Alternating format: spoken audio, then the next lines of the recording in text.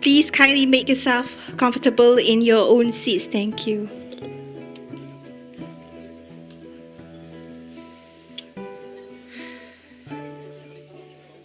Macam mana?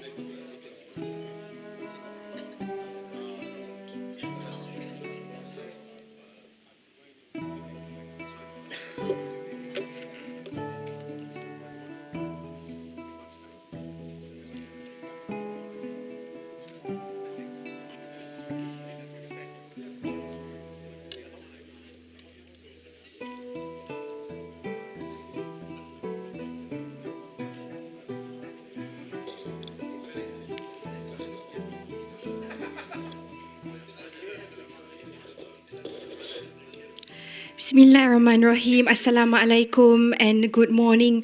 A warm welcome to Professor Datuk Sri Dr. Anwar Fazal, the President of the Dr. Lien Society, Professor Sanjay Rampal, Lihraj Rampal, Acting Dean of Faculty of Medicine, Professor Sharul Baya Kamaruzaman, Deputy Dean for the Postgraduate Program, Faculty of Medicine, Professor Victor Ho, Head of Department of Social and Preventive Medicine. Ladies and gentlemen, welcome to the Dr. Lien Award Ceremony.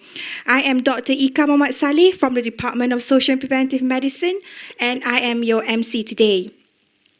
Ladies and gentlemen, it is incredibly important for the Faculty of Medicine to recognize students' hard work by rewarding and celebrating them with a great sense of pride. Today's event recognizes extraordinary ability and commitment demonstrated by our Dr. Lien Award recipient for the Doctor of Public Health program. This award ceremony is a celebration of success and achievement in hopes that students feel appreciated and that others can be inspired.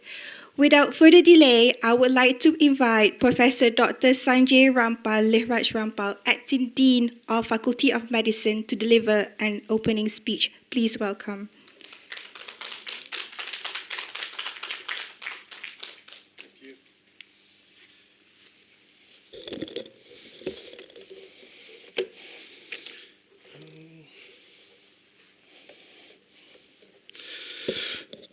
Good morning to all our respected guests who are present at the second ceremony of the Dr. Lien Award.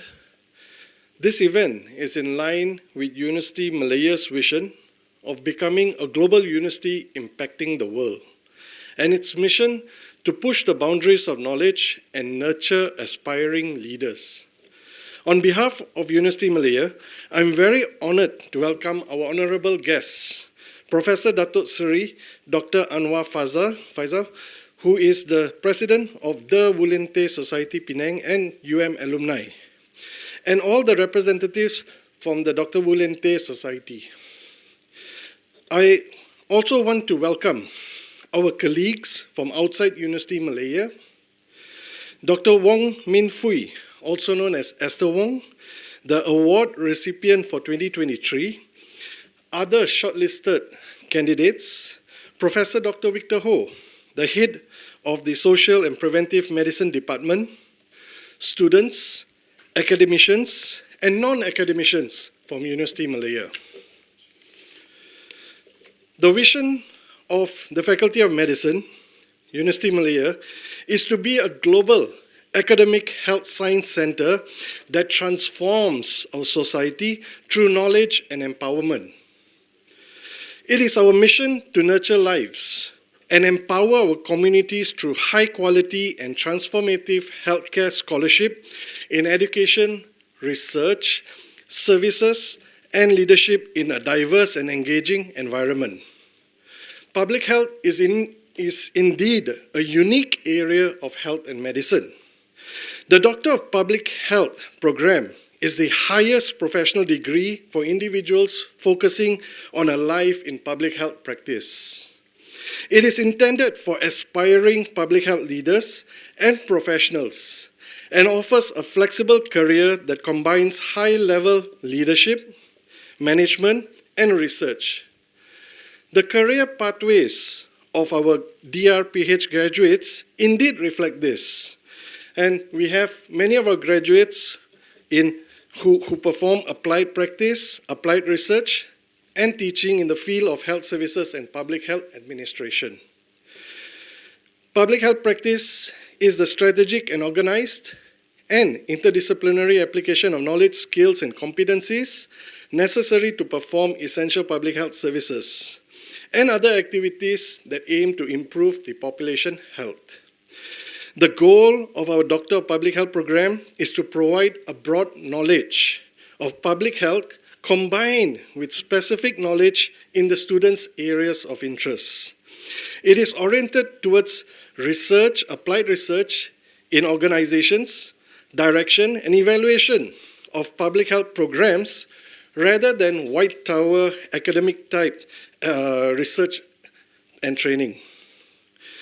This Dr. Wu Lien Tay Award recognizes one of our many excellent graduates, our Doctor of Public Health graduates, that are being produced by this university. Professor Victor Ho will later elaborate about this award, its requirements. He will also elaborate on the domains and processes used to evaluate the applicants. I would like to use this wonderful opportunity to again thank the Dr. Wu Lien Tay Society for choosing the Regional Premier Doctor of Public Health program to remember Dr. Wu Lien Tay's impact on our society. This award is indeed very meaningful to all of us at University Malaya, specifically for our public health physician trainees and our students. I would also like to take this opportunity to acknowledge the efforts of our esteemed faculty members and non-academic staff from the Department of Social and Preventive Medicine, the regional leader for public health education, for making this indeed a very special day, especially for the recipient of the award. I thank all of you for taking time off your busy calendars and gracing the ceremony to celebrate a plague fighter's impact to the world. Thank you very much.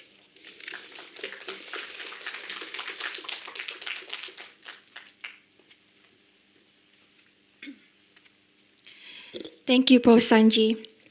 The Dr. Wu Lien Tay Society is an organization that was established in 2012 in Penang, named after the Chinese-Malaysian physician and epidemiologist Dr. Wu Lien Tay, well known for his remarkable work in public health, particularly in communicable disease. As a continuation to his hard work, the Society has made outstanding contributions locally and internationally to improve health. For this reason, we are honored to have Professor Datuk Sri Dr. Anwar Fazal, the President of the Dr. Wu Lien Tay Society, together with us today. It is my privilege to invite Professor Datuk Sri Dr. Anwar Fazal to deliver his speech. Please welcome.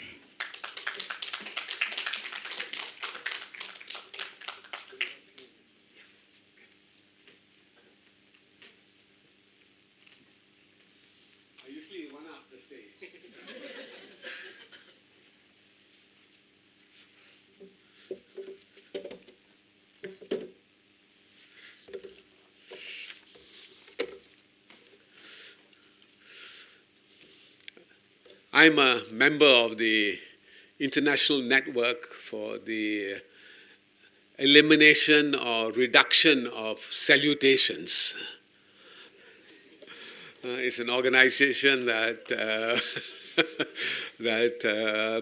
very often is badly needed, and someone did a global index, and they said that Malaysia was among the winners who used the most number of salutations and repeat them depending on the number of speakers that they are there, that 1/4 of the time is taken only on that subject. Yeah? I don't say just brothers and sisters. I would say citizens of the universe. I like to say children of Mother Earth. These are the things that we need constantly to be reminded. I say also Assalamu Alaikum. Assalamu Alaikum has this wonderful word of peace. Peace be on all of you. And peace is also something very special. And we forget that there are actually 3 important dimensions of peace. The first dimension is actually peace with yourself and inner peace. And when we're interested in health, it's extremely important to understand that, because we see how many diseases and so on are all linked to, accelerated by things like that. The second is social peace. And peace with other people around, and living together in a community, living together peacefully, living when you have neighbors, living when you can say hello to somebody when you're walking down the stairs. Hello, are you a problem, your neighbor, and helping that whole culture of neighborliness, of civil society, and they call it civil society, groups that keep us together. And the third piece is peace with Mother Earth, how we live together with nature. We very often take care of our health, but in the process of taking care of our health, we destroy the rest of the planet. And that's now, of course, one of the really big challenges that we have, not just here in the whole globe now at the moment, of how people who are doing the kind of index of global extinction, how quickly we are moving closely towards, because of the way that we are treating the planet, and in the process treating ourselves. We are creating the environment that ultimately we are going to be in the the area, heading towards extinction even, in the place. So unless we think of peace in this bigger kind of way, that will impact on the health. For me also, it's a particular joy to be back home, because this, I think, was one of the greatest homes that I lived in. It was the time also when you are of the age that determines a great deal of where you're going to move the rest of your life. It was Professor Dhanaraj was one of those persons I met at that time when he was just beginning to set up this particular school. And I was, this is 60th of my anniversary of being the president of the University of Malaya Students' Union, and also president of the National Union of Malaysian Students. I was also very active in the student health service. There was a program, and we had a kind of committee that dealt with student health. And I did a paper on how we can make the campus a healthy place. And one of the most wonderful things that always inspired us at that time was you get out of your college. I have stayed in first and second. Third college only very briefly, because that's mainly for girls, so you go there to visit your girlfriends in the place. But you can't stay overnight, yeah?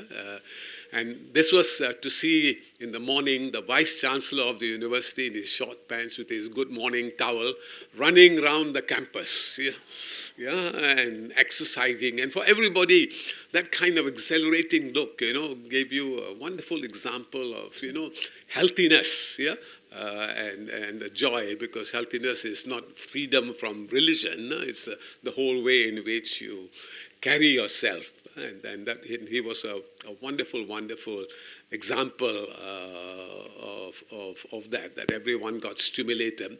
And the other nice thing about the campus is that it's up and down. Which meant also that you walked, and you had your exercise, and the culture of moving and walking from one campus to the other, all built in very, very nicely, a kind of healthy campus that created a certain atmosphere. And the movement for healthy campuses is a very big global movement, and there are even books on it. And one of the things that anybody who's concerned with public health, you'll have to be concerned also with creating the whole environment where these things are dealt with seriously and made into the natural consciousness of the whole community that is occupying this particular place. For me, at that particular generation, exercising, deep breathing became very natural, was all very, very common in the place. I had the privilege of something that I think no other student at this university had. I actually played 4 games representing the university and got honors in all 4 of them, which, normally people came and we want to get 1 game or 2 games and so on, but I was mad. Yeah? I was always into running, into keeping active, and so athletics and cricket during the second term. First term, I always relaxed, because we came usually in May, for that, so you'd be back home and spend time with the family. Cricket and athletics, I was a middle distance runner, which is a very nice thing to do. That means you are able to run constantly for a long time, which is a very nice way of growing up and developing your lungs and deep breathing. And then in the third term will be rugby and hockey. So one that gives you all that, agility to fall and have 5 other people falling on you, and then getting up and go and running and and learning the ability to fall without getting hurt, because these are some of the things we don't teach anybody. People never learn to fall. And that's why I think rugby must be compulsory, maybe very good at kindergarten, because the children naturally play with it. Naturally they like to run after each other, run and jump on each other, and so on. But it was such a joy, and all those sort of 4 games and the whole atmosphere in this place really made me strengthen in all the kind of beliefs that I had for a healthier world, a healthier environment, and healthier people. For us, it was also very special that we had a number of heroes in this country that have taken our health concerns very strongly in a very central way. Malaysia was, with the Institute of Medical Research. I mean, that was a really pioneering institution. Sometimes, not recognized. It was a globally recognized international institute. And the world looked upon it as a center for dealing with communicable diseases. Even the United States government had a whole unit there looking at tropical diseases, because they were very concerned about their troops getting diseases that you couldn't attend to without knowing what to do. They learn even simple things like during the war, when you don't have, you have to, people get dehydrated, the soldier has been there for a long time, nothing. What do? You can't do anything. And they learn that the coconut water is so pristine, and coconut water can be used, in place of the dehydrated water. So they learned about that, and coconuts became something very specially recognized. And you could also use the coconut water for eye drops. It's just amazing, that you had this natural system, because when you don't get medicine, what do? You look at natural systems that are around, and the sad thing about the separation of traditional medicine as ancient things, and then modern medicine, and they use the word as if that's the solution. But if you look at the two, the natural systems and the chemical systems, I mean, there are problems with each, because some cannot deal with some things, and but at the same time, it has become so industrialized, so chemicalized, that it becomes a big challenge. And the greatest public health is always to have a healthy society already. That's the game, and that should be the KPI. And that medical institute was so special, because we were, in a way, teaching the world. We became the laboratory for that. And one of the persons who worked there, and the first museum in Malaysia that also recognized him, was Dr. Lien. And if you go there to the IMR, it still exists, isn't it? I'm just joking, because from an independent institute, it was moved into being a department of the ministry here. And very often when you have that kind of process, it has a new kind of bureaucracy that makes it different, because you find, oh, they're part of the civil service, people get moved in and out, whereas before it was like a university. There was a whole group of people there who were very strong, very concerned about issues, and a global leader in the health field. Otherwise, it became a small minor department just worrying about little things there. So we lost the global status to becoming a useful but a minor faculty. But it's sad, when you are a global leader and then you move to another direction. And he enjoyed his work there. He did some very good writings. And the fact that the period he spent there was so much recognized that they actually made a museum for him. And that was the first big Malaysian recognition of him. And it's worth a visit for that. I think they're in the same place, yeah? I think Raymond was visited. I think, we visited that place quite some time ago now. So his story of a person like him, who was transformational. He was, you would say, also a rebel. And very often when we are dealing with the complex situation that we have in the world today, where bureaucratic systems very often prevent you from moving, controls become the norm. Creativity is discouraged, because that's not the way to do it. Yeah? So when he came back from Cambridge, the best student in Cambridge every year that he was there. Yeah? Then he did his postgraduate work. He comes back to Malaysia, and he cannot be appointed as a doctor. He can only be a medical assistant. Only Europeans can use the term doctor. Isn't that amazing? So he said, no, cannot, we must fight this. And we actually saw the start of the anti-racism society. And this was how the European colonial power was treating the local community. Here was the best student in Cambridge, more qualified in that field than anybody at that time in Malaysia. Yeah? And he cannot be a doctor, he must be a medical assistant. Yeah?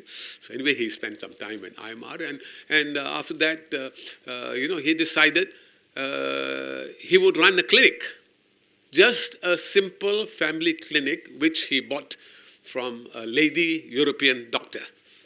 That is downtown in Penang. And while he was there in Penang, the other thing that he saw, which really shocked him, yeah, in the United States, in UK when he was there, opium had been banned. In Penang, his hometown, yeah, where he schooled, the same school that I went to, what does he see? Over around 50% of the income of the state of Penang was from opium. And opium basically was running Penang. And so when opium was the biggest business, the licensees, they had a term called the superintendent of opium. And that's the person who's given the franchise, and those kinds of terms. It's like COVID also, Sometimes you get certain agencies appointed and then they have to go. So this guy is appointed the emperor of opium, yeah? And then he organizes all the sales. Then, of course, the more sales, the better, yeah? And then he pays a certain tax and a license, back to the British government. And that led to a whole generation of drug addicts. We talk about drug addicts there. Drug addicts was the norm. People were actually regularly supplied as part of their breakfast, or dinner, or whatever it was, at that time. And he said, no, you can ban. And he started the campaign. And when he started the campaign, annoyed two groups of people.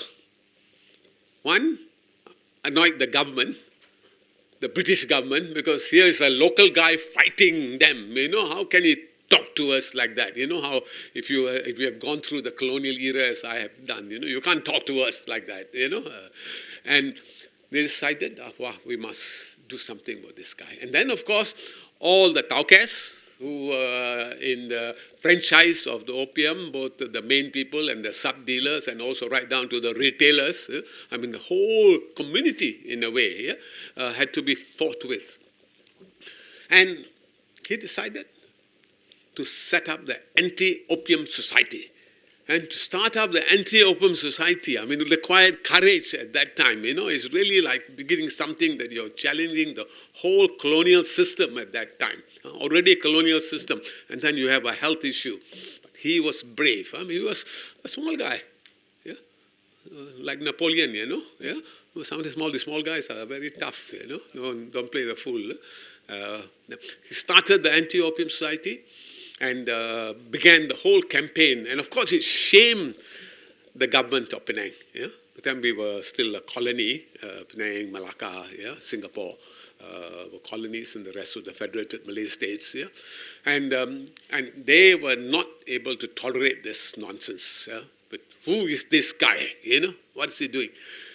And they actually raided his clinic, which he had took over from this European lady, and asked him to open the medical box where you keep your special medicines, that are on prescription.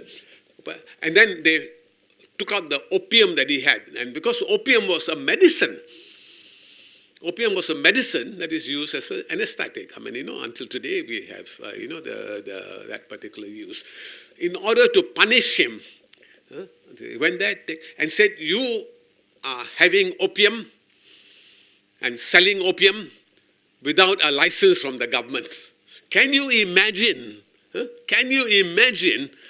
government agency raiding a medical institution that is using opium for the medical purposes, but not bothering at all about the fact that opium is being addicted? But they said that's legal. We have licensed them, and they charged him, took him to court, and fined him.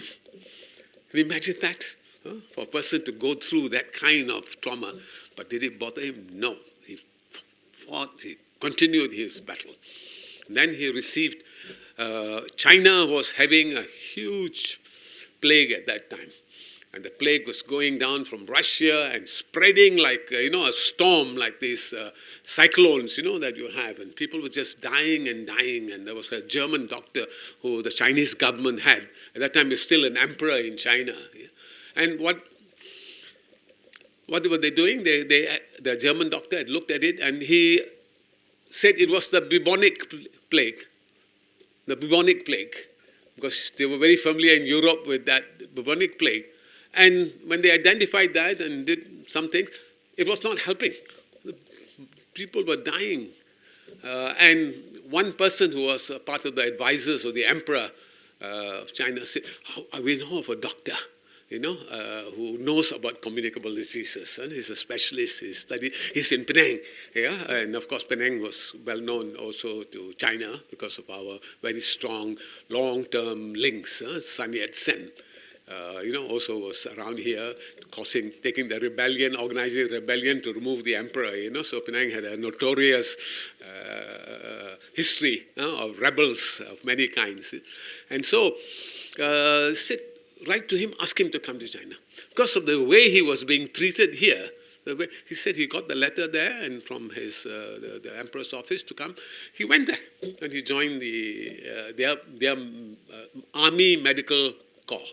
And given a post, and from there he did the research and he went there and he said it's not the bubonic plague, it's the pneumonic plague. And there's a big difference between the two. And so he started looking, and the first thing that he said, we have to cremate the bodies because all the insects that touch all the bodies that are dead are spreading it all over the place. So we have to deal with it. We have to burn all the bodies. They say, mana boleh. Cannot. Burning is hell in the Chinese culture. Burning is hell. If you are burning the body now, you are sending them to hell. But he said, he wrote to the emperor because the government officials didn't want to, wrote to the emperor and said, this is the problem. And unless you change, unless you cremate these bodies and not bury them, this is going to spread and spread and spread, and China is going to die. Literally, because the way it was spreading. It was like a wave, completely. And the emperor listened to him. And to make a dispensation, and say, yes, we're going to go away from the culture. We allow you to cremate the bodies. And he started cremating. And the second thing he said, that human beings also must now be dealt with, the living. And everybody must close all those who are working, dealing with and so on, must all cover up their face. And they started with little simple scarves there. Then he said, well, cannot just have people, putting scarves there. And then he invented the mask. So he's known as the inventor of the Wu mask, and then became a legend just with the mask itself. And that mask then became, special, universal. And the moment the bodies were cremated, and people started covering their faces in the area, zoom, you do all those nice maps sometimes, of COVID going up, and then the things just went like that and practically disappeared. I mean, that was amazing, yeah? And he was such a special doer that he actually set up the modern hospitals of China. And nearly 20 modern hospitals were built in China because at the time they had traditional medicines, there are places they kept the sick. But there wasn't a tradition of dealing with it in a more systematic way. 20 hospitals, one after the other, they began to move. And one of the early universities, Harbin University, has a memorial, has a whole museum devoted to him in China. Long before we even set up our society, that he was being celebrated in China, just as we were celebrating here in KL at the IMR. And he started the China Medical Association. There was no Chinese Professional Medical Association. And that has now, 500,000 members or 3 million doctors, all members. He started it. He was the first president of the China Medical Association, which is things again not known that a Penang person can go there and then can set up a whole flood of hospitals, and then can start a medical association, professional association. And I talked about traditional medicine. He co-authored a book on Chinese traditional medicine. So he wasn't saying that you have to eliminate all that. That was also important, and the whole way must also be integrated into the total health system rather than it being sidelined. Yeah? And so that went, and then he stayed there. His wife also sadly passed away, and so a number of times after that he decided, I want to come back to Malaysia, and he came back. But he did not want to go back to Penang. Why? The colonial government was still there. The colonial government that fined him, took him to court. I am not going to go there. I'm going to go to one of the Malay states. So he decided he will go to Ipoh. And stayed in Ipoh. And there, what did he do? Run a simple clinic.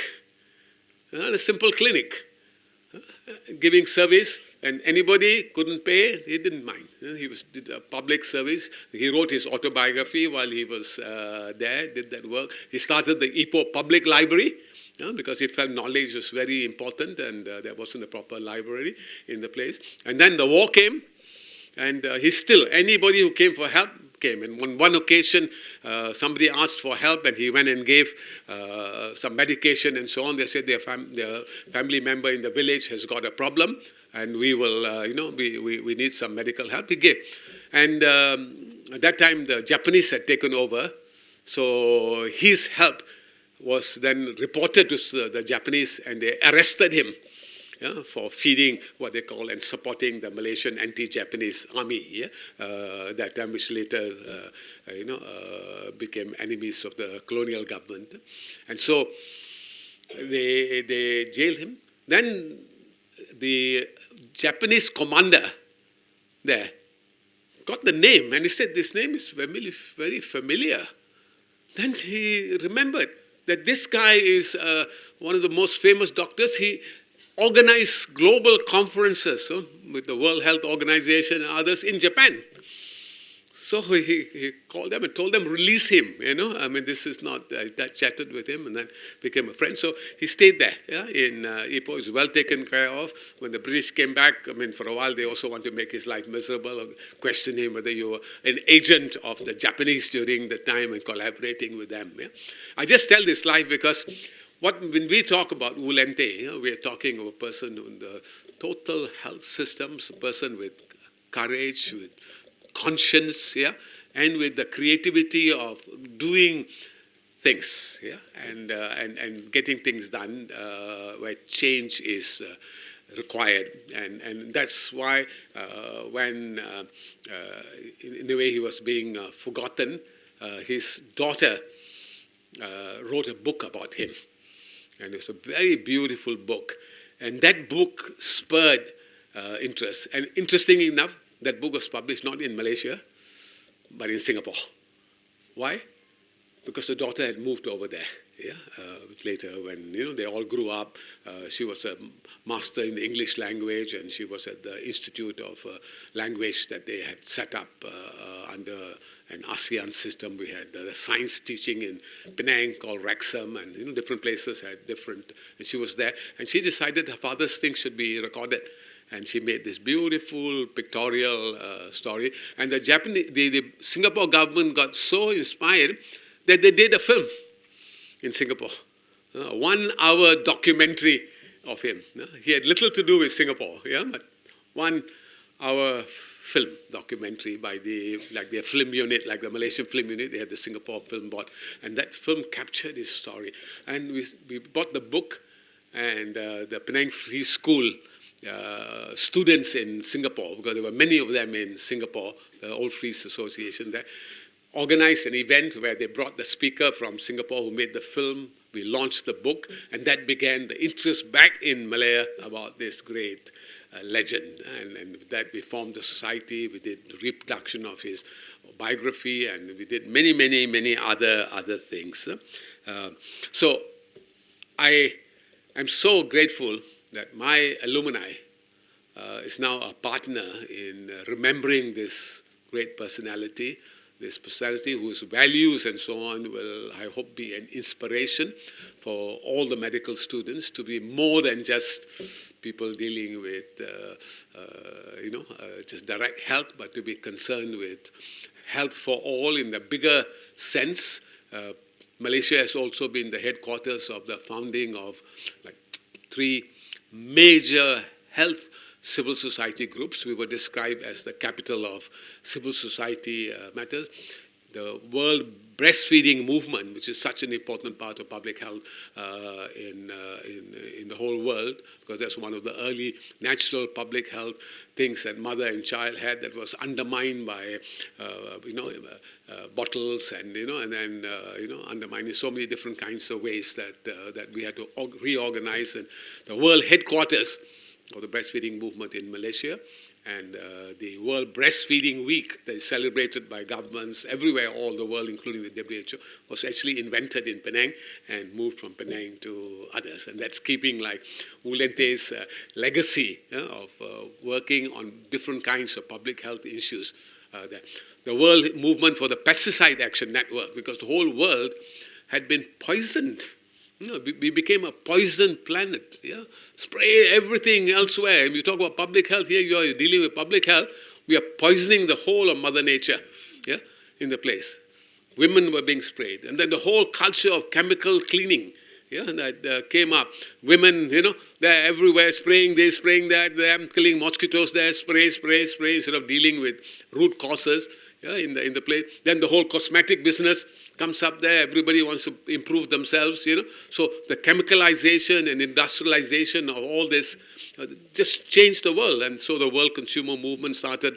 They were selling pesticides to us without any list of ingredients. Can you imagine that?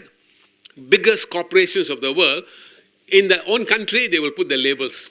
In third world, no nila tapaya. They don't know. How many of you have taken gripe water? Put up your hand. Yeah? Grab water. You can I grab water? The bottle, yeah, when they give to babies, yeah? The spoon. Yeah? I have a story involving University of Malaya in it, yeah? We 50 years ago we tested, we found that the bottle in UK, yeah, and the bottle that they are selling in Malaysia is very different. The bottle in UK says it contains water, contains sugar, contains concentrated dill water, which is the main element, and contains one other thing. Yeah? In Malaysia, the same label, aqua. So when you look at it, oh, aqua, I know, very good medicine. Syrupus, huh? Yeah. Sugar, yeah, in the place. Huh? Then they had a concentrated dill water, the name.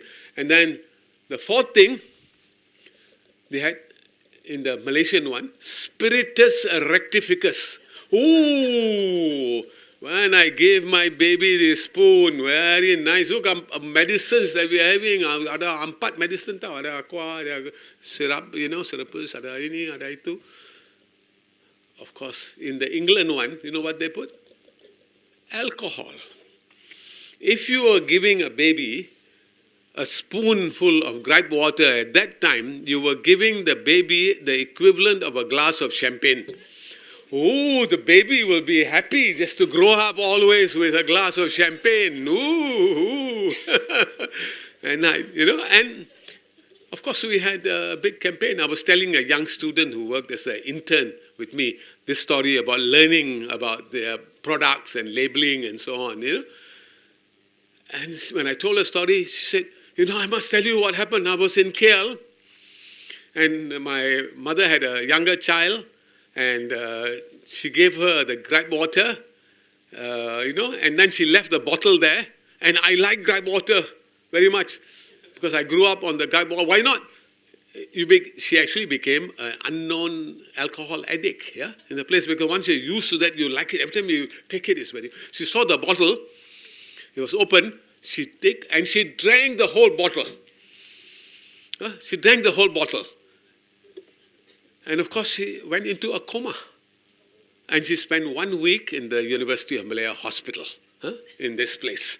And that's part of the legacy of this particular interesting story of how now you go and see gripe water, big words that label contains no alcohol.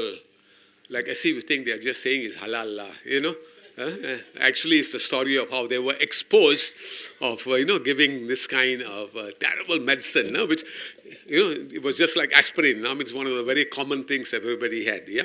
So, enough for of the stories, and it's been a joy. We are so glad we have this collaboration with University Malaya. And we are so glad that we are investing, and this is the most important part, that we have to invest in the next generation of people who are going to be the leaders of health and medicine. Health for all is one. There's for those of you young people who want to think about health activism, which is a very important thing now, about fighting some of the structural things that are actually poisoning and killing us. Yeah? There's an International People's Health University, there's People's Health Assembly. All these are working for health for all in a very comprehensive way. And these are global networks. We have Health Action International that also has been located in Penang for many years, that is also dealing with health issues relating to pharmaceuticals, in the place. And we are, through this award, we hope we will also inform, inspire, and get a new generation of people to ignite action of the kind that is needed, who are prepared to stand up bravely and do the things that are necessary. We hope this award will continue as a legacy of the important role that the University of Malaya has played in this field, and that more and more people will take inspiration from him and move forward. So with that, I say terima kasih. Thank you very much. Yeah? And,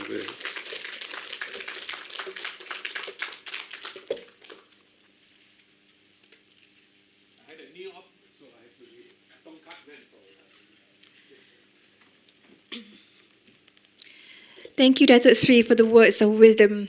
I have always loved stories from the past, and I think that was really inspiring. So, through a collaboration between University of Malaya and the Dr. Wu Lien Tay Society established in 2021, the Dr. Wu Lien Tay Award has been introduced and presented annually to the most outstanding student in the Doctor of Public Health program at the faculty.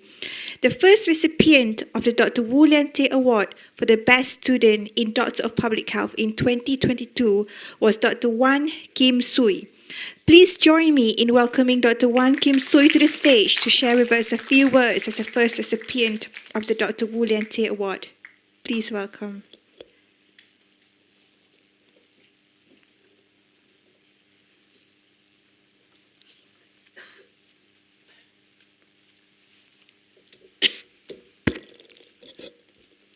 Thank you very much, Master of Ceremony. First of all, I would like to support what Professor said just now and to cut short all the salutations for today only. Personally, my name is Kim Sui, and personally for me, it's very inspirational to be standing here with all of you, with all the giants, and especially after listening to the very inspirational story about Dr. Wu Lien Tay, it made me reflect and think where myself will be 5 years down the road. I don't know, but I will think about that. So, ladies and gentlemen, when Madam Suhali, when she first contacted me and invited me to be here today with you all, I have this mixed feeling. At one end, I'm very excited and honored to be invited to share the stage again. And however, on the other end, I'm very anxious and a bit worried because I need to give a speech today. And I'm thinking, I was like, oh my God, what am I going to tell them? Anyway, for the past 1 year, since I have left the university and won the award, for me personally, it has been a very long journey. It's one of my longest 1 year journey in my professional career. I have served as the District Health Epidemiologist at the Potison District Health Office. I have completed my gazettement as a public health medicine specialist there. Soon after, I was transferred to the Institute of Public Health under National Institute of Health together with IMR, Institute of Medical Research. There, I have done what I will personally call as some sort of housemanship there. I went to the field to be part of as a field supervisor for a Orang Asli health survey study among the indigenous people, and I literally lived with them for 9 weeks. So that have changed my life perspective a lot. So I have a lot of up and down there. I can see Esther is smiling. Our time in District Health Office is not just all the good things. Then now I'm back to IKU, or Institute of Public Health, and I'm glad to be placed in the Center for Non-Communicable Disease Research Center, where that is where my interests lie. My interest is in NCD research, and currently I'm the principal investigator for a nationwide study on metabolic syndrome and fatty liver disease, which will take place somewhere in July and August this year, together with the National Health and Mobility Survey non-communicable disease. So, ladies and gentlemen, let me share with you. There are 3 big benefits or slight advantage that I realized I have gotten after I won the Dr. Wu Lien Tay Award. The first one is this award is really a peer recognition, a recognition from your professors, from the society, from the department, from the universities, and most importantly also by distinguished NGOs. So it's actually for a young person like me, it's actually brush up my CVs. For example, when I apply to NIH, I send them my 1-page CVs, and the director actually replied me, impressive CV. I believe partly because I've won the awards, and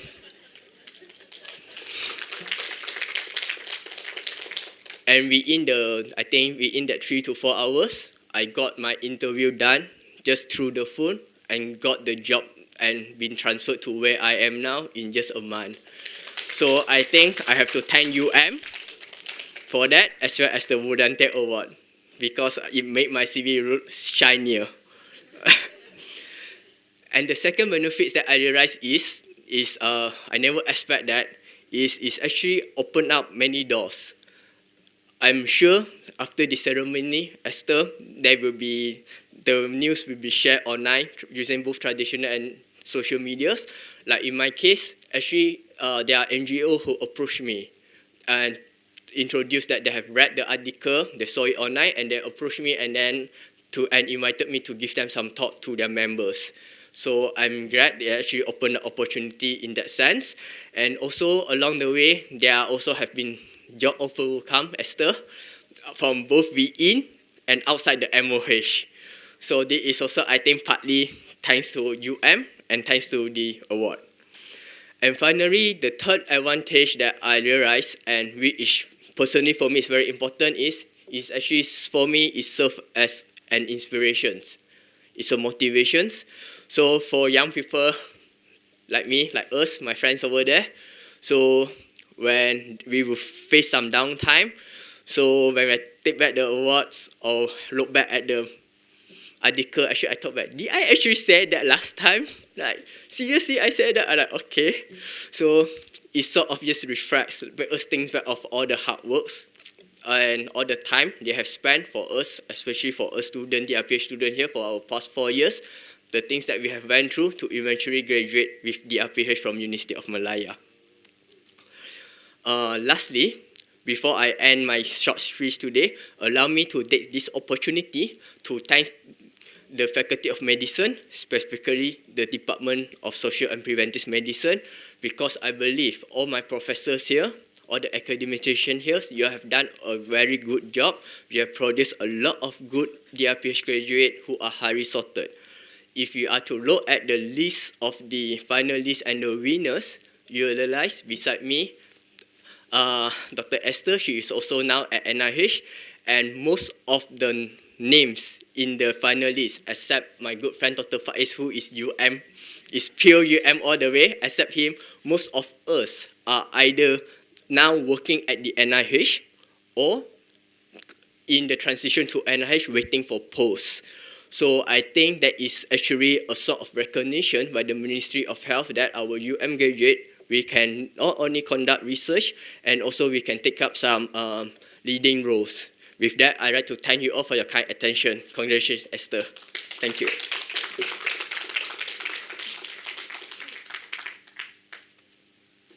Thank you, Dr. Wan Kim Sui.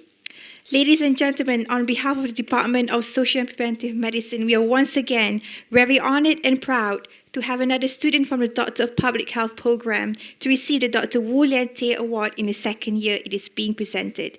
We'll now be listening to a presentation by the head of the department, Professor Victor Ho, about the Dr. Wu Lien Tay Award, the selection process to determine the best candidate for this award, and finally to announce the award recipient. May I please call upon Professor Victor Ho to the stage.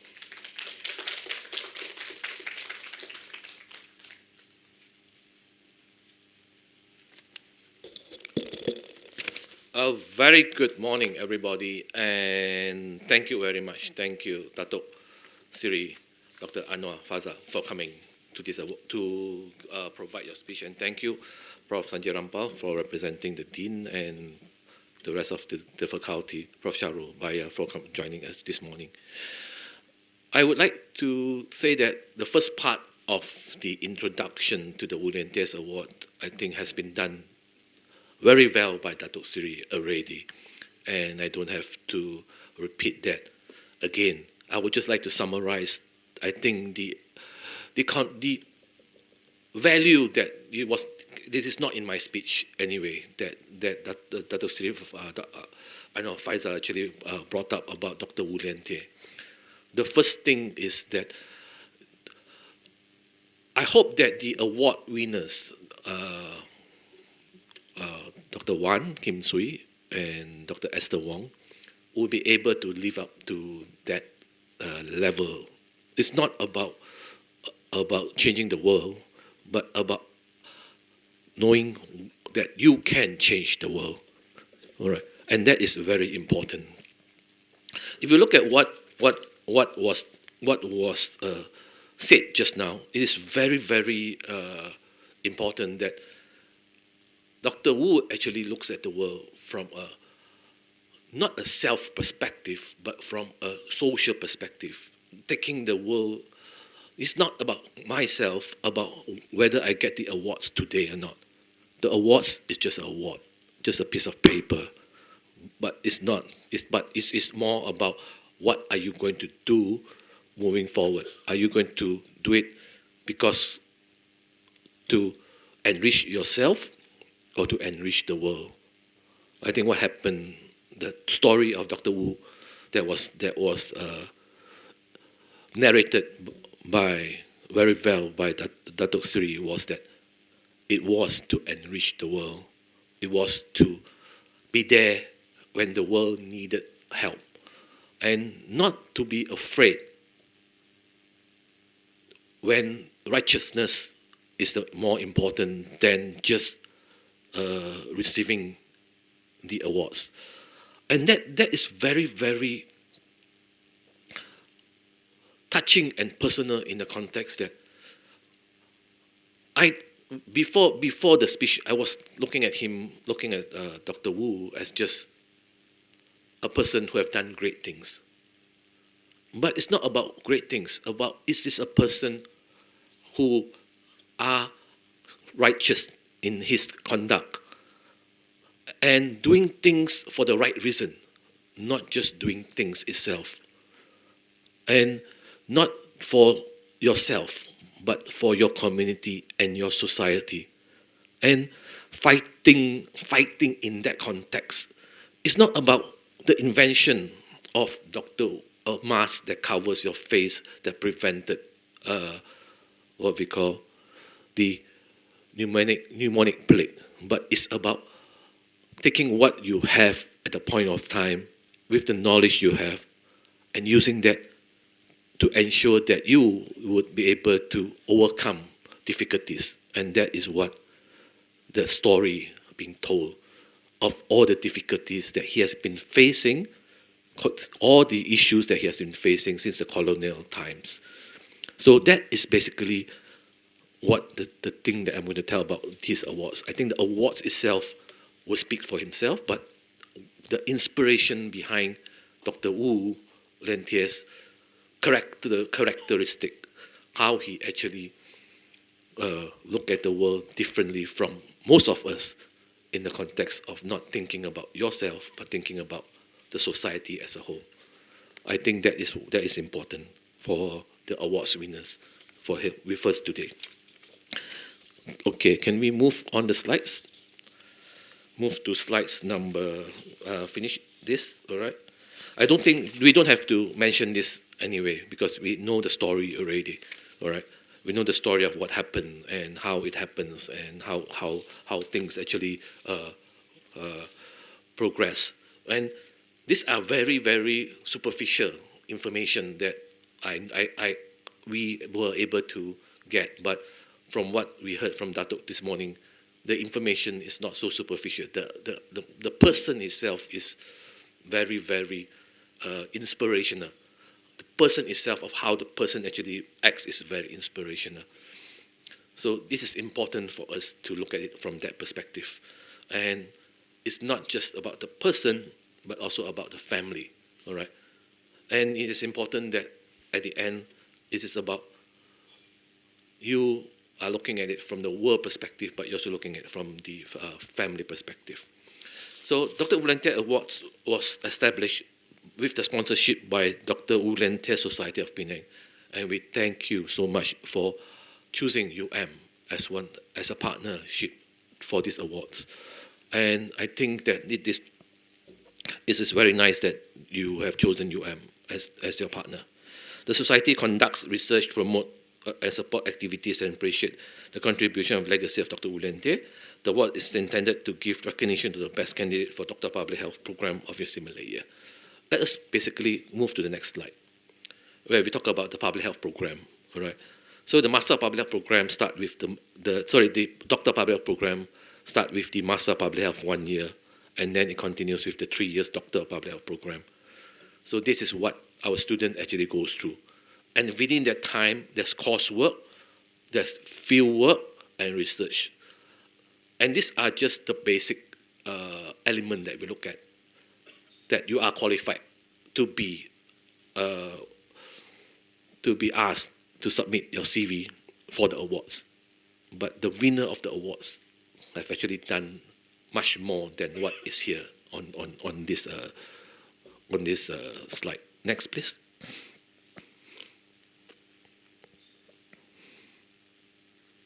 Yeah.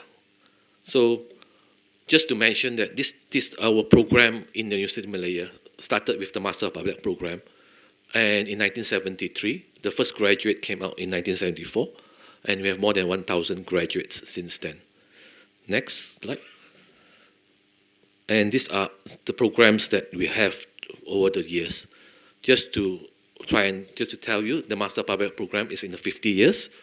1970, this year is the 50 years, and we will basically starting the 50-year celebration at the end of, during the next intake, which is September. Next slide. So now let's go to the awards requirement. This is important, that we tell you how we selected the winner. And we tell you that all the applicants actually have the same, all of them are very competitive. They are very good in their own way. But just to make sure that we are selecting the winner based on the characteristic that we want from them. The Wu Lien Tay Award shall be awarded annually to one student with the best achievement in the program. So we look at leadership, community engagement, academic standing, and professionalism. So academic standing is just one out of the 4 things that we look at. The candidate obtained the highest marks and not less than 65% of the evaluation mark for the entire prescribed domain. Candidates graduate in a period not exceeding 8 semesters from the date of commencement of the candidate registration. That's 4 years.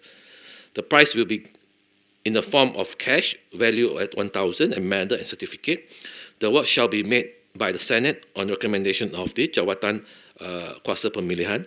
So this is a university level award given at the department, at the faculty level. No award shall be made in an academic year if there is no candidate fulfill the criteria. So this is not an award that we award annually.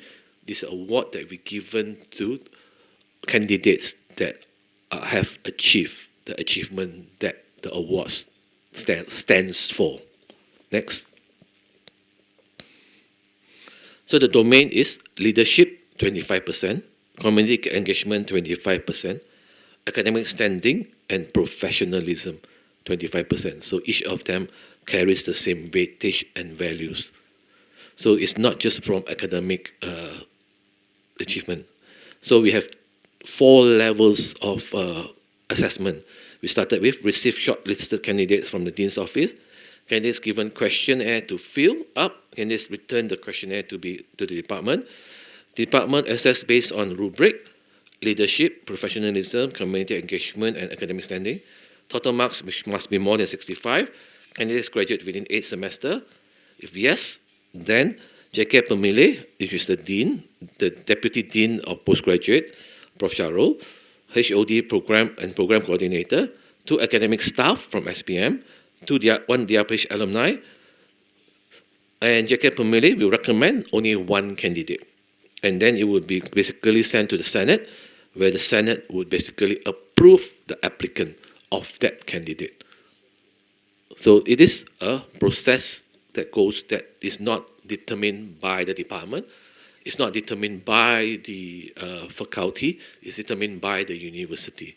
So it is a university awards given, but from the department level, from the faculty level. Next. So these are the shortlisted candidates for this time. We have 7 candidates. Catherine Tamarai Arumugam, Faiz Baharudin, Muhammad Ashraf bin Maruf, Tanaswaran Anak Lelaki Maramutu, Peter Tok Se King, Diane Chong Wei Kwan, and Wong Min Fui, Esther Wong. So these are the 7 candidates that qualified, and 7 candidates actually all of them qualified to receive the awards. But there's only one award to be given, and that award is given to the one that received the highest marks based on the 4 criteria that we put up, which is important in the context. It's not just academic criteria. Next. So, congratulations, Dr. Wong Min Fui, Esther Wong. Next.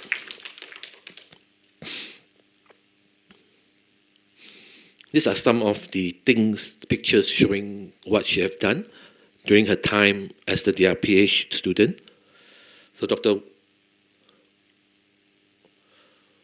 So this is important that we understand that this is not just about academic achievement, but also about achievement outside the academic field.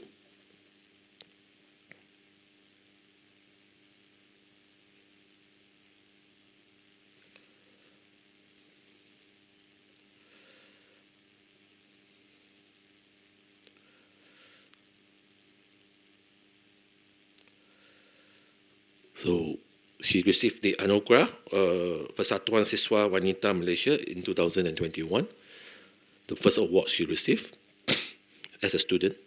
Of course, she graduated, completed her teaching, completed her studies. Next. And this is her research awards. So it is important that the awards that we give today to Dr.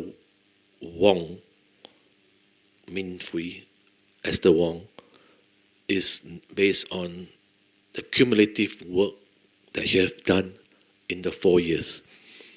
Work within the department, work as part of her research, work during her posting in the ministry, work as part of her voluntary work of helping other people. So it is the cumulative work. And I hope that this is just the beginning. And it is inspiring to see that how much Dr. Wong have achieved over the 4 years as a student here. The achievement should be continued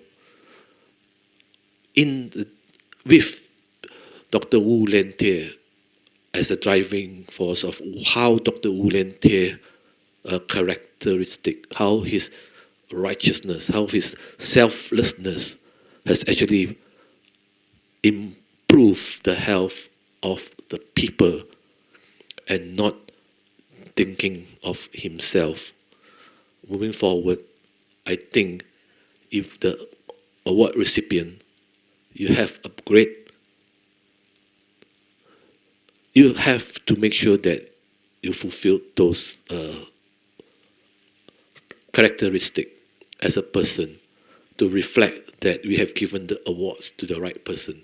And I am sure Dr. Wong Min Fui or Esther Wong has those characteristics. That's why she was chosen. Congratulations, Dr. Wong, Esther Wong.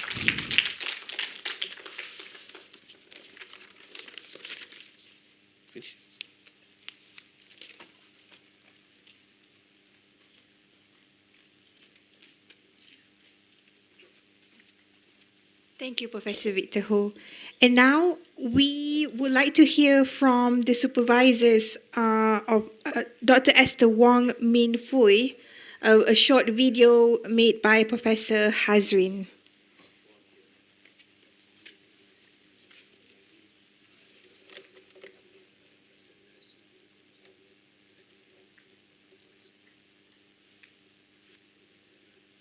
Congratulations, Dr. Esther, for being the first female candidate receiving the Wu Lien-tie Award and the second from the DRPH candidates.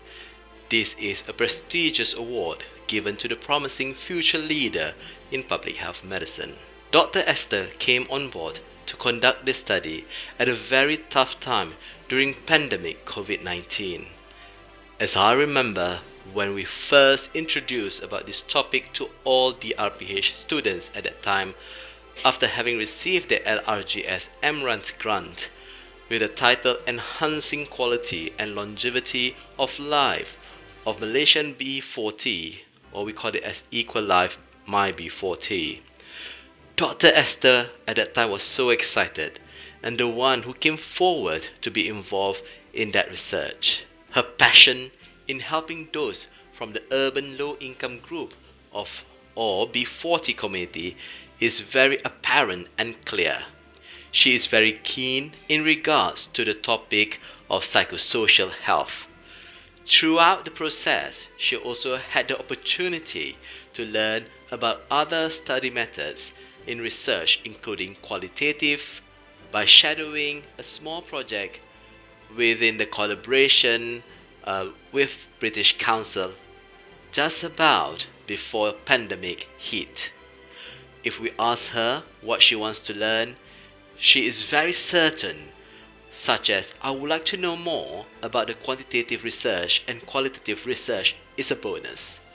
With that, it leads her to her DRPH thesis with the title Development and Evaluation of a Digital Psychosocial Intervention Among Low-Income Urban Dwellers in Petaling District. From this work, she had published one manuscript in PLOS ONE journal and hoped so many more to come. She also received the Anugerah Persatuan Siswaza Wanita Malaysia, or APSWM 2021.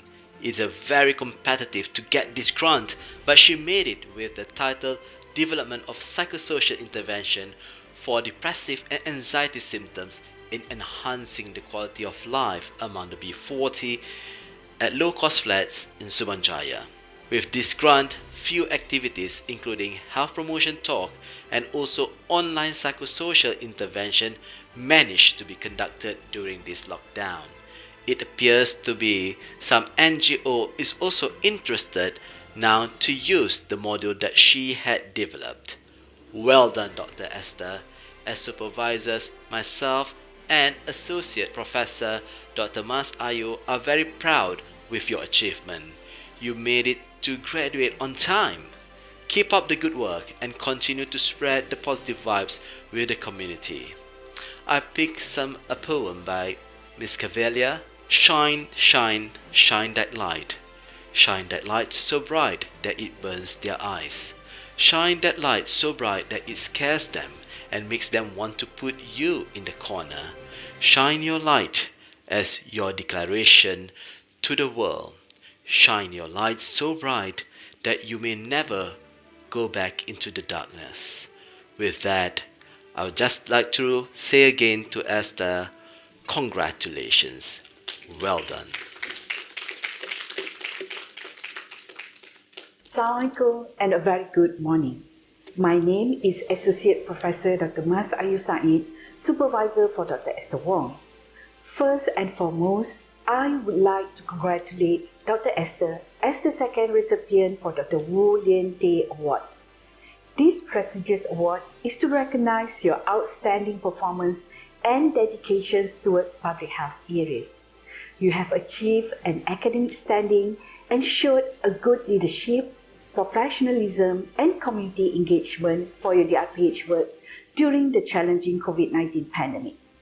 I hope this will inspire and motivate our DRPH students as you have set a wonderful example for everyone.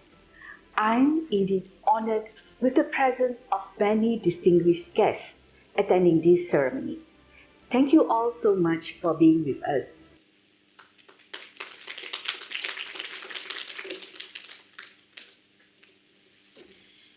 Now to the highlight of the day, the award-giving ceremony. I would like to invite Professor Datuk Sri Dr. Anwar Fazal to the stage to present the Dr. Lien Award. We would also like to invite Professor Sanjay Rampal to accompany Datuk Sri on the stage. Please welcome.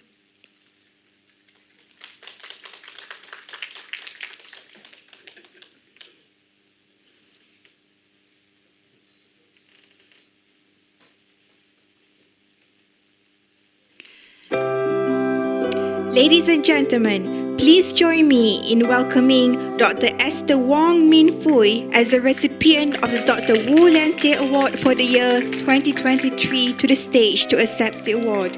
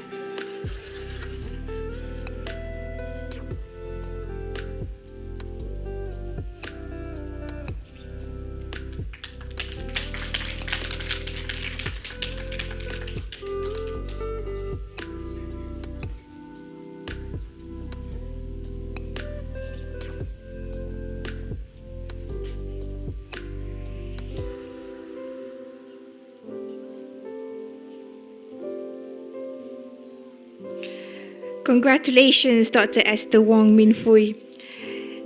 Well done on your hard work. Thank you, Datuk Sri.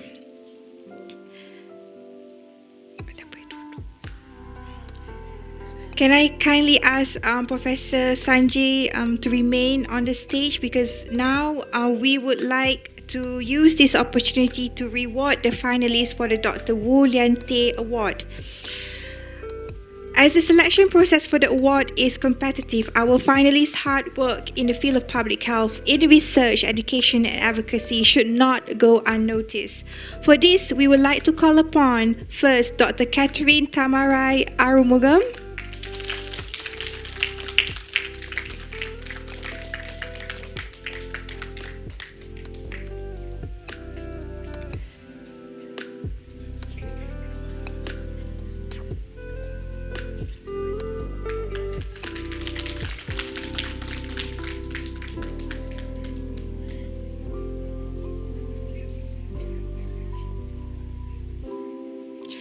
Dr. Tanis Warren Martamutu,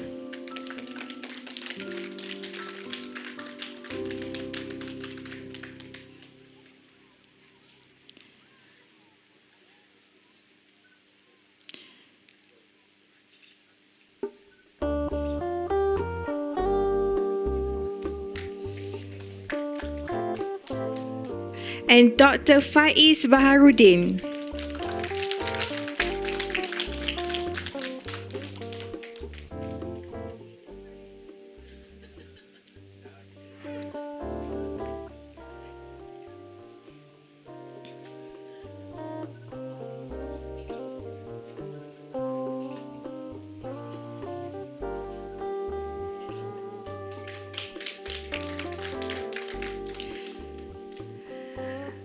Unfortunately, 3 other finalists could not make it to this event. These excellent finalists are Dr. Peter Tok Siah Keng, Dr. Muhammad Ashraf Ma'ruf, and Dr. Diane Chong Wee Kwan. The next person to honor us with his presence on the stage to receive a token of appreciation is our first recipient of the Dr. Wu Lien Tay Award, Dr. Wan Kim Sui. Please welcome.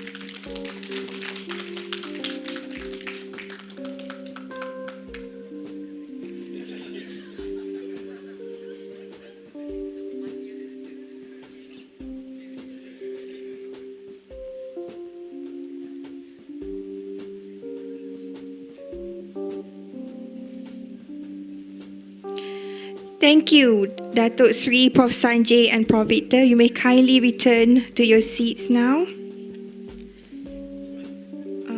After this.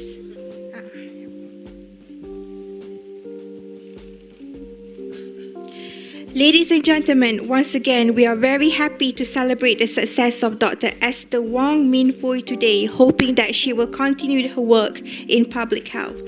Next, we look forward to the presence of Dr. Esther Wong Min Fui on the stage to share with us a few words of inspiration. Please welcome Dr. Esther.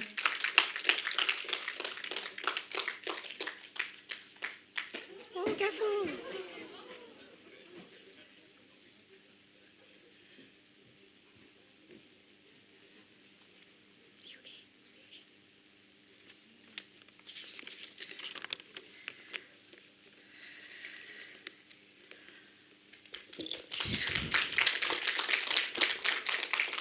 Okay, too much of surprises maybe.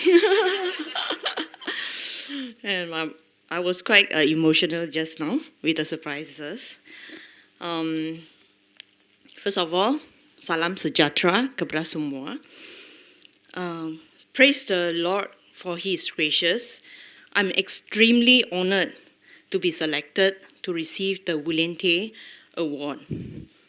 I would like to take this opportunity to thank the Wu Lien Tay Award community, team from the Faculty of Medicine and SPM department. I also would like to thank to the sponsor of the award, Wu Lien Tay Society, under the leadership of Yang Berbahagia, Datuk Seri, Dr. Prof. Anwar Fazal. Thanks for the wonderful initiatives from the SPM department, the HOD, Prof. Victor, Prof. Sanjay, and the DRPH coordinators to reward the student for their effort.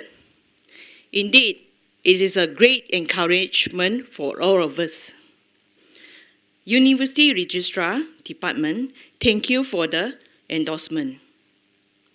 I'm profoundly grateful to my supervisors, Prof. Hazrin, Prof. Masayu, Prof. Rosmi from UKM, and not forgetting Dr. Maslino, my MPH supervisor, for their relentless guidance and consistency in monitoring of my progress.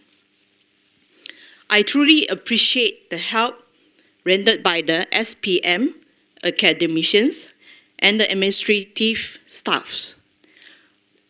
Finally, and not forgetting KKM for the sponsorship of my postgraduate study. Indeed, university is a platform for us to express ourselves. This award means a lot to me, as Dr. Wu Lien Tay has demonstrated his high innovative skills with selflessness in fighting the plague in the era when health technology was still very underdeveloped. Dato, actually I'm small size. I may not be as brave as Dr. Wu Lien Tay. Yeah, but I will try my best in this era.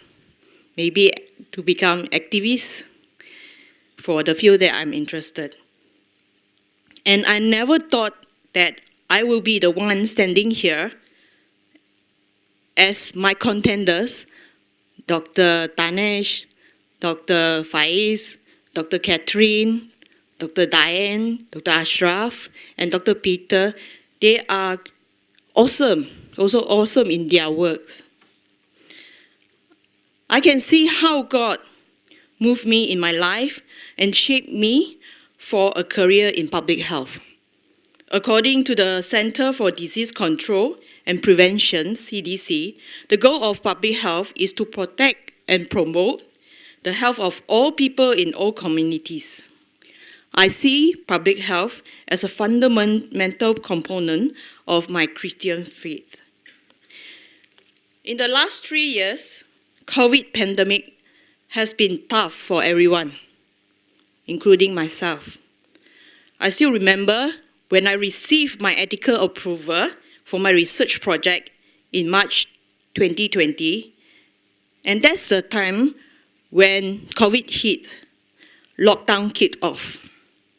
However, hope is always there when there is a will.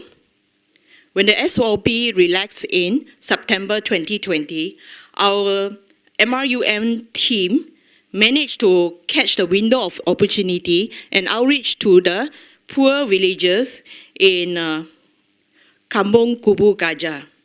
The unforgettable experiences were engagement with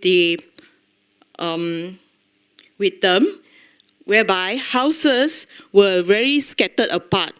We have to go in a few times to reach for our data collection. The people there, they are extremely poor, and some of them can't afford for a basic meal. Our team took the lead to provide food and necessities to ease their dreaded condition. This is humanitarian of public health. Caring for vulnerable population in the community is a calling for me. During the early years of my medical career, when I was MO at District Hospital and Clinic Kesihatan, I was exposed to various vulnerable population who deprive of their health needs because of their low socio-economic status. From the low-income patients at the outpatient clinic, mental health cases who are staying in unlivable houses, people living with substances from the methadone clinic to the urban poor community at the PPR, while I'm running the COSPAN program, majority of them fail to attain the health standard due to their low socio-economic status. To me, these are the best textbook for social determinant of health. Therefore, we must strive to promote, prevent, and care for their health in the community in order to reduce inequality and inequity in healthcare. Indeed, they have given me courage to stay on and fight for them and work on it. My research also revealed COVID-19 has intensified the social determinants of health, making the poor poorer and unveil many roots of public health issues, and mental health is one of it. Many have suffered from mental distress due to financial strain, uncertainty, and social deprivation due to lockdown. Mental health was neglected in the past but brought to light during COVID. This leads to more awareness of mental health and less stigma for people to talk about it. No doubt, there are lots of new mental health policies implemented at the national level. However, what is more important is the translation of the policy in the real world. Process evaluation should be parallel with the implementation to detect the gaps, and the cause of the gaps should be determined so that there will be a buy-in from our policymaker. I owe my success to my family, friends. Growing up in a B40 family is never a barrier to become a successful person. In fact, I become more resilient and steadfast. I must thank my mom and my late father. They are willing to invest in their daughter's education, as they value education as a key to end tough life. To my husband, thank you for being a wonderful partner and sharing my burden to care for the 2 kids. To my closest friends, colleagues, and mentors, you all have strengthened my confidence that I can do it. I would like to end my speech with my insight of implementing public health intervention. In public health, it is not enough to have a good policy. The implementers must believe it works, and building trust with our target population is important. This in order to convince people to actually follow it. With that, thank you so much.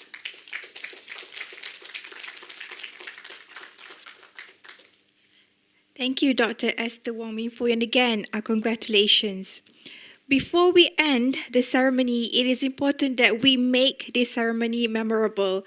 For our photography session, can I please invite all guests on my left and right-hand side of the hall to move forward to the center of the hall so that we can nicely capture everyone in a single picture.